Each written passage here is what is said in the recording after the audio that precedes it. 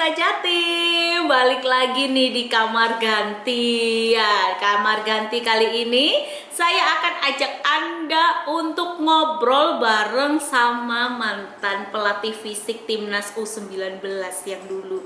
Siapa? Coach Sofi. Dan kabarnya kan sekarang Coach Sofi lagi pegang di Sabah FA, salah satu tim sepak bola asal Malaysia. Kita akan tanya-tanya nih perbedaan bagaimana nih pegang pemain-pemain Indonesia dan juga Malaysia. Seperti apa? Langsung aja kita terhubung dengan Coach Sofi. Jangan lupa subscribe Berita Jatim TV ya.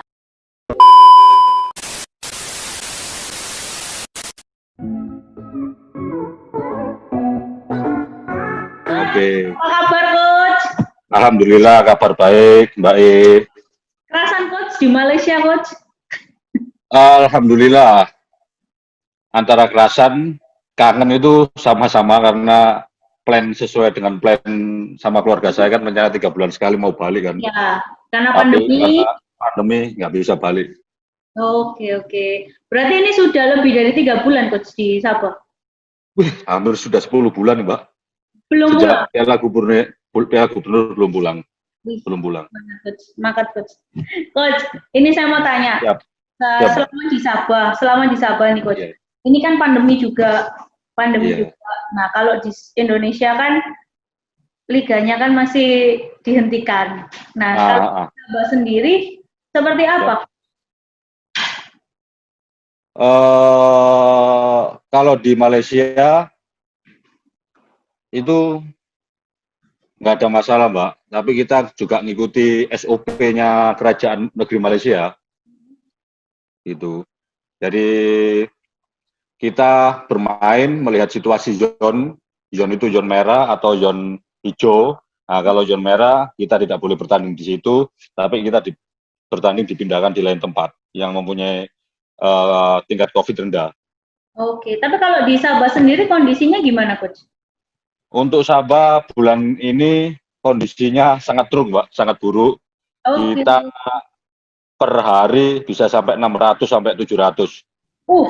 Yang kena positif itu ya? Ya? Betul.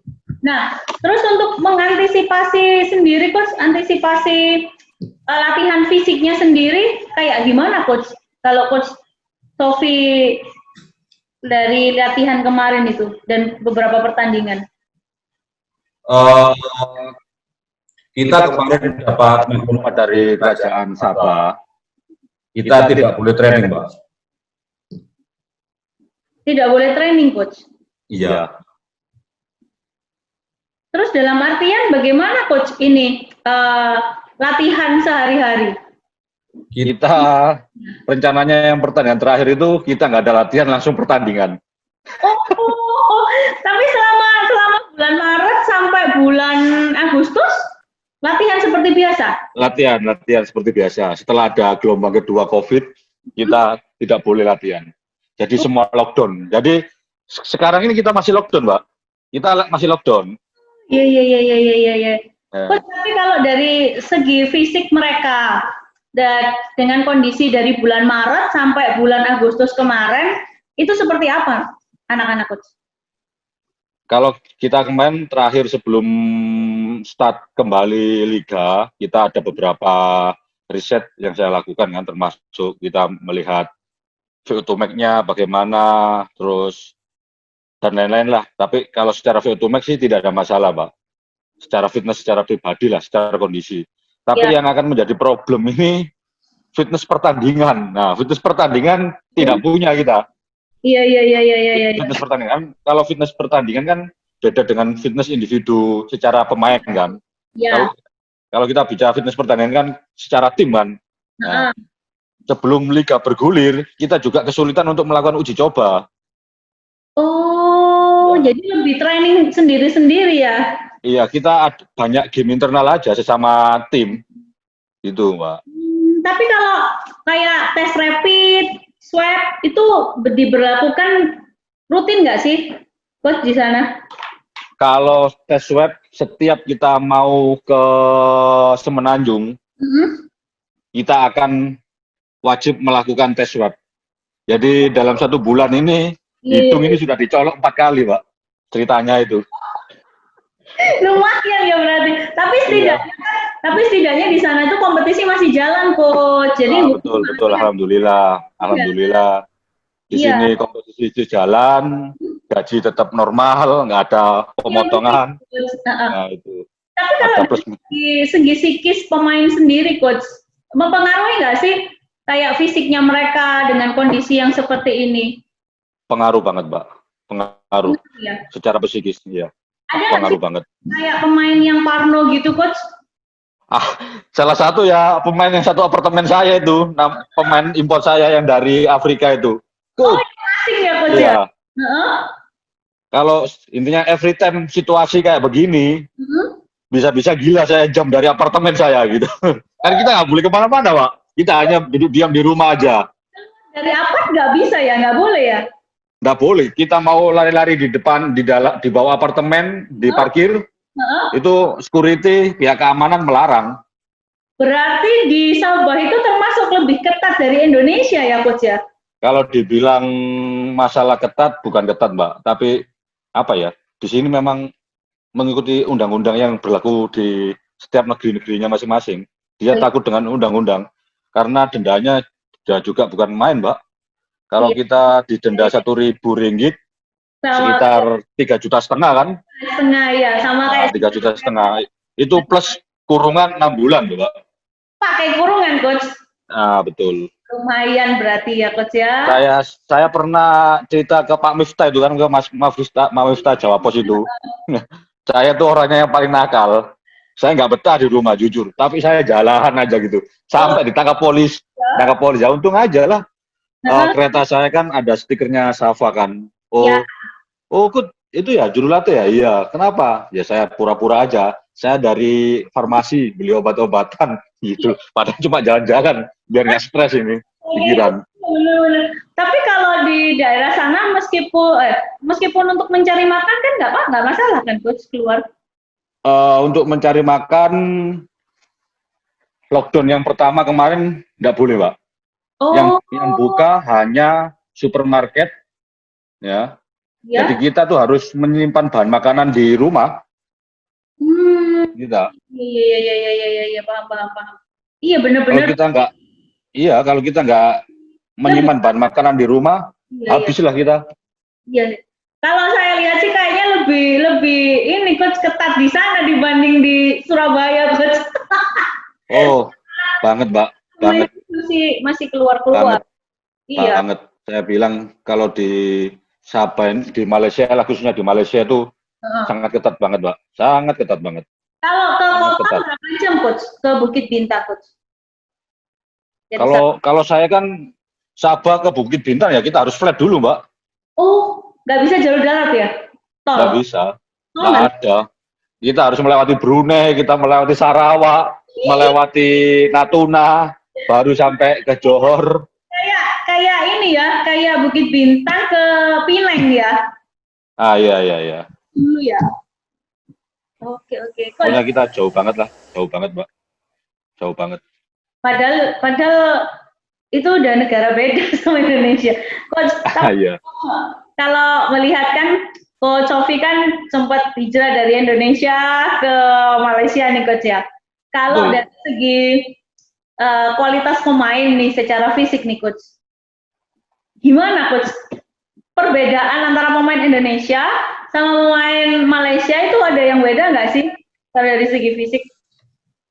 Kalau khususnya di negeri Sabah, Pak ya, khususnya di negeri Sabah, kalau di negeri Sabah itu tidak ada masalah karena secara karakter itu hampir sama dengan anak-anak Indonesia. Secara karakter. Secara karakter ya? Iya, betul. Kalau performa, Coach?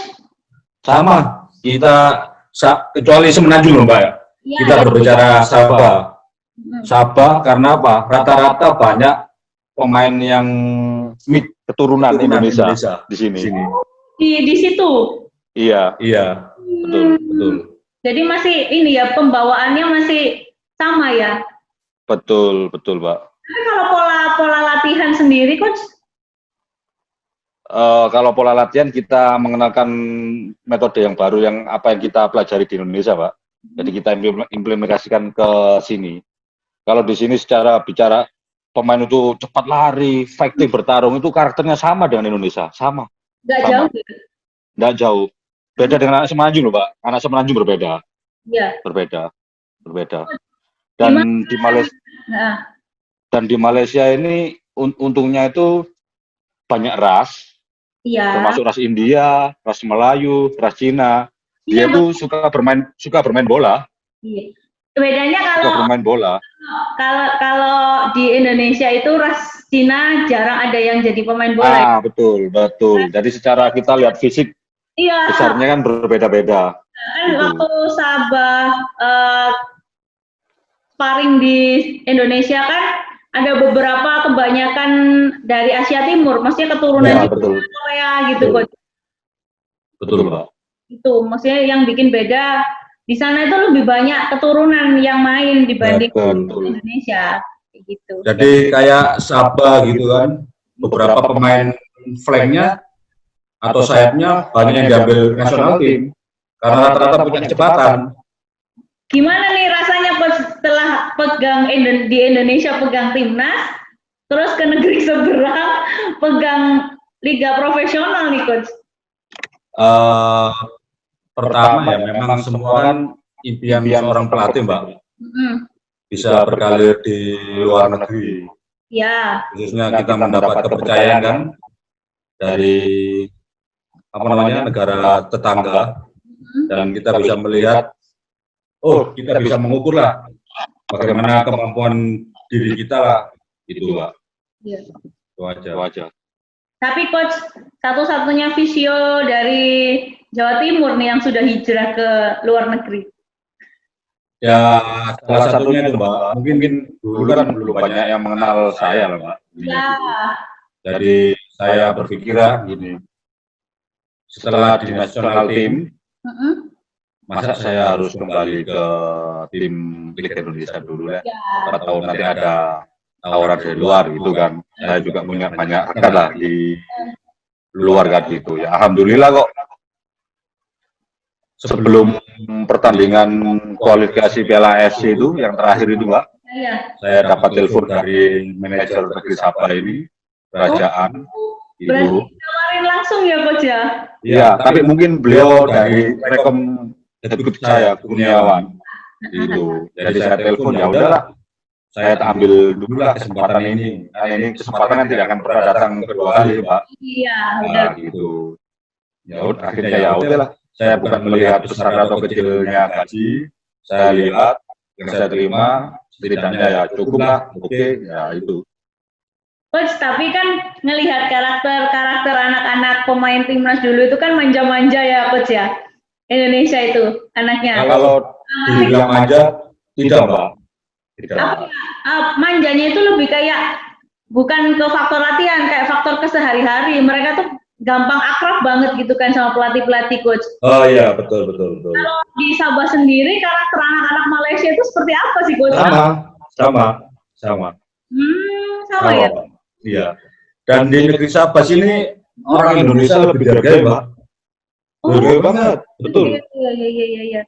Dan orang saat kita datang pertama kali, dia welcome banget. Memang secara itu kan tidak tahu lah siapa kita, termasuk Kurniawan aja dia nggak tahu. Hah? Betul. Awal-awal itu, Coach? Iya, awal-awalnya itu. Tapi kalau faktor bahasa gimana, Coach? Sama. Bahasanya sini sama Semenanjung itu berbeda, Mbak. Kalau sini sama dengan Indonesia hampir sama. Kalau dengan Semenanjung beda banget. Beda banget. Iya, Melayunya lebih kental ya kalau Semenanjung. Iya, betul. Gitu, betul. Kalau Sabah sendiri masih ini ya 50-50 ya. Kalau kita bilang berbeda. Kalau kita di Indonesia harus pakai huruf D. Oh. Kalau di Sabah pakai Z. Beza. Oh iya, agak ini. Mirip. Dan di sini, Mbak, saya kenapa kerasanya itu. Ya. Orang Indonesia di sini itu banyak banget daripada Semenanjung. Semenanjung. Oh, daripada yang asli sana.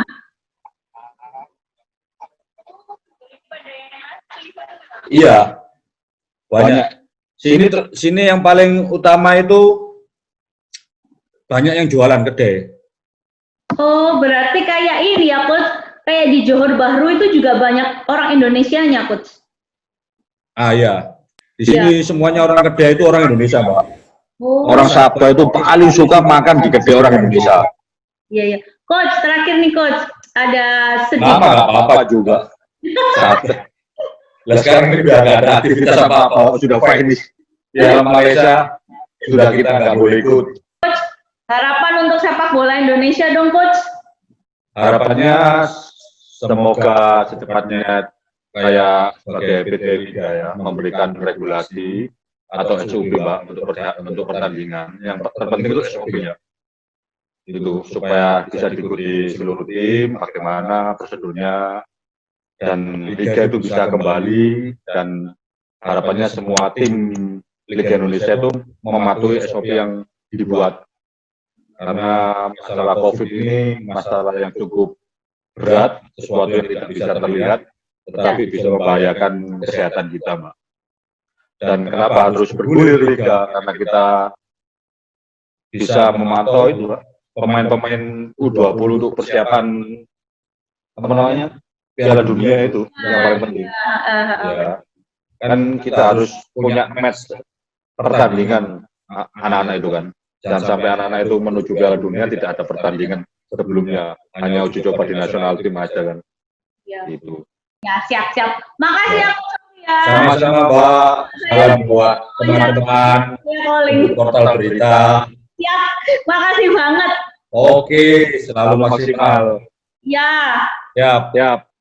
Makasih. Assalamualaikum. Ya, waalaikumsalam. Nah, itu tadi cerita panjang banget dari Coach Sofi. Pasti kalian yang lulusan-lulusan timnas U19 kangen banget kan sama Coach Sofi. Saya pun juga gitu. Sekarang dia lebih memilih untuk menjadi pelatih di Malaysia untuk sementara. Dan jangan lupa untuk kalian, kalau kalian pengen request pemain siapa, bisa komen di bawah ini. Dan tapi jangan lupa ya, support kita terus Berita Jatim TV. Kalian like, subscribe, sebarin semuanya tentang video ini. Sampai jumpa di konten berikutnya.